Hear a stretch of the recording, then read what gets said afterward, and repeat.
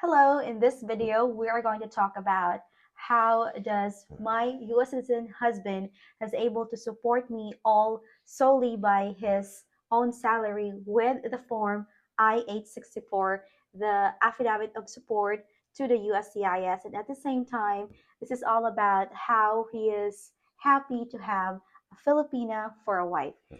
So let's dive in and let the journey begin.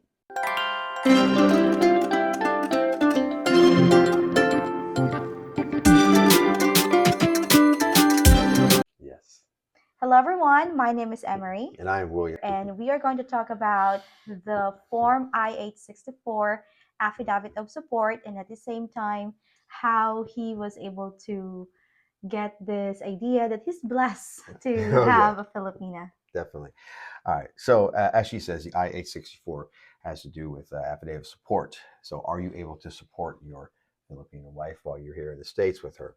Now, the USCIS has a bare minimum salary, which is $25,000. So let's just say that I was making significantly over that. So I didn't have to worry about the minimum requirement. I met it and then some. And that's important because, you have to be able to, keep her solvent and, be able to provide for her, while you're going through the process and everything. And, having a Filipino wife, it really is a huge blessing because, gosh, you're just so different than the American ladies. How can it be different? Well, I'll tell you how it's different. So, they're still very much, marriage-minded, family-oriented, and they have good morals, and many of them come to you, pristine, without any tattoos or piercings or things like that. And they very much just want to settle down and be married and have a family. And their willingness to work to do that is, makes that just so much easier for you as the American husband, because you just keep working, doing what you're doing, and she's your partner, your companion, and everything. And it's such a blessed union, And in his part, he is kind of like, let's just say, blessed in a way because he's not a passport bro. No. He doesn't have to go to my home country, the Philippines, to get me for a K1 visa. That's right. I have a J1 visa, which is a teacher exchange cultural program, and I came here to teach and really do my profession as a teacher. That's right. I got to meet her right here in this country. She was introduced to me by a coworker at the place I worked at. She's also a Filipina. Also as a Filipina, yeah. In fact, we had several Filipinas working there, as a matter of fact. Yes. So, and that's how I actually got to learn about Filipinas and their nature. I'll give you an example of what I'm talking about. I used to have to help a lot of machine operators out with their problems on their machinery. That was my job. And sometimes, of course, I got to use hand tools, and sometimes those tools are going to get dropped. Okay. If I dropped a tool in front of one of the American lady operators, they could care less. However, if I happened to drop a tool in front of one of the Filipino ladies, they would bend down and pick it up without my even having to ask them. They would just do it as a courtesy. And I was like, wow, okay, that's really nice. And there was many other things too, just everything, their attitude, their demeanor. They never seemed like they were in a bad mood. They would show up for work and ready to work. And, they weren't moaning and groaning and making a big ruckus and causing a bunch of unnecessary drama. And it was just so much nicer and pleasant to deal with them. And so, and I was only dealing with, one or two at the time. And so I began to ask myself, are they all like this? So I asked her, I said, is this like normal behavior for you guys? And she said, yeah. She says, we're all pretty much about like this. She said, there's exceptions, obviously. And so later on, I asked her, you got anybody single you could introduce me to who's a Filipina? She said, I might know a couple. And lo and behold, she knew about this lovely lady. And I met her, and gosh, yes. The rest is history. The rest is beautiful, blessed history. Yes, and we are so happy because God is able to really give us an American for a husband, and who is a husband material, really wanting to provide for the family and to learn about the culture, because not all Americans are like that. We are even joking earlier when we were dressing up to go to church that, oh my gosh, I'm so thankful that you don't have I don't have to go pick your clothes or even put your shoes on or take your shoes off after work. I'm like, I don't want to be a maid. And Yeah. he's like, he's brought up by his parents to be a good person that will not just provide for himself, but of course provide for his partner. Right. My mother, she had some issues. I'm not going to kid you, but there were some things that she did right. And one of the things that she did right was she raised my brother and I to be self-sufficient men. She did not want us having to rely on our wives to do every little thing for us like we were 5 years old. So my mother taught me how to cook. She taught me how to do laundry. She taught me how to dress myself properly without looking like a goofball when I leave the house. She taught me how to shop for bargains, how to find good stuff for not a lot of money. She showed me a lot of very helpful things. And,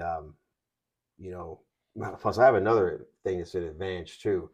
You know, a lot of guys who like to park in front of a TV on a Sunday or whatever and watch a never ending litany of sports. Me, I was never into sports. When I was a kid growing up, I hated playing sports. I couldn't stand it. So I would just try to get out of as much as possible. I never just got into that stuff. I wasn't into, competing in sports or watching sports or that nonsense. So when I got older, I realized that was probably going to help me out as a husband. And boy, it has, because my wife is grateful. And I'm not one of those husbands that veges out in front of a, TV for a whole Sunday watching sports and, drawing flies, as it were. So we really are a tandem and we work together for this relationship. Yeah. And we even mentioned that even though how good looking is your husband or how beautiful is your wife, those will fade. Yeah. But if you anchor your relationship together with the Lord, and there's like three folds, the Lord, you, and your spouse, it's going to be a happy harmony because God married two and now they're one flesh. And that's the reason why we also wanted to encourage you, if you are in a relationship now, please pray for your partner and know their past as well. My husband is so open to me about his past. I'm open about my past. And then that way, if we're gonna talk about it, it will be just become a joke. That's right. And it has in many cases. Yeah. So it will be like a happy thought, and then we learn from our experiences. We learn from those moments that we think, oh my gosh, we're so stubborn, and we become like, yeah, I can do this for her, I can do this for him. But now we are in a settled mode where we know what's best for us and what's right. So this relationship really thrives not because of our own volition, but of course we are anchored with believing that God is within the center of this relationship. That's right. And he's with us every step of the way. This is one of the reasons why I don't even believe in marriage counseling, because guess what? You have the best marriage counselor in the whole world up above in the heavens, your Heavenly Father. And he should always be the person you consult with. If you're having a rocky time or if you're needing to make a big decision, you should always consult with him. He's the best one. Think of it like you and your wife, you're in the partnership together. That's the intimate bond you have. But God is also there, and he's also a part of that intimate bond, but in a very deep spiritual way. And he is, well, pretty much everything to you. He's your protector, he's your counselor, he's your coach, he's your encourager, and he is just everything good that you need to have a functioning, healthy marriage.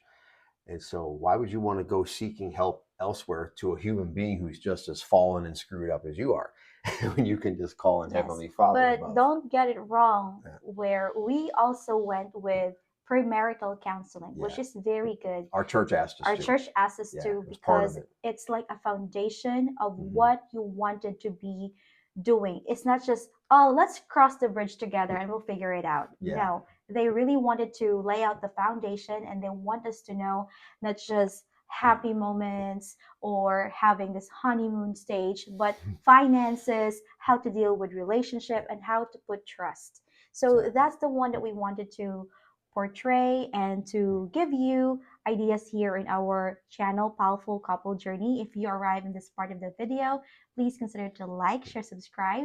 That way we could make more videos, not just about immigration process, but at the same time, how to become a couple that is anchored with a good relationship with our Lord. So please watch the other videos we have and see you there. Have a great day. Bye, everybody.